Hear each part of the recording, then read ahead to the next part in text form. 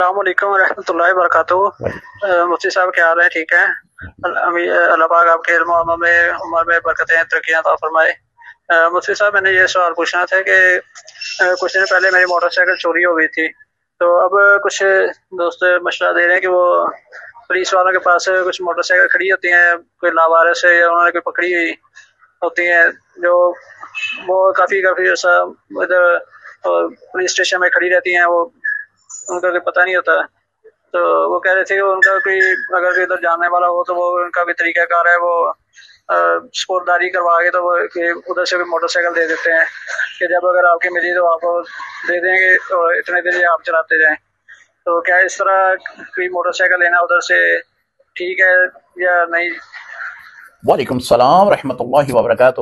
سپرداری کے اوپر motor cycle لینے کے بارے میں آپ نے پوچھا ہے کہ آپ کی اپنی موٹر سائیکل گم ہو گئی ہے تو پولیس والے آپ کو کسی کی موٹر سائیکل جو ہے وہ لے کر دے رہے ہیں، وہ بھی سپرداری پہ جب آپ کی مل جائے گی تو آپ جو ہے اپنی لے لینا، یہ ہمیں واپس کر دینا۔ یہ تمام صورتیں جائز نہیں ہیں، کیونکہ جو موٹر سائیکل آپ کسی کی لیں گے وہ اس کے آپ حقدار نہیں ہے کہ آپ اس کو چلائیں۔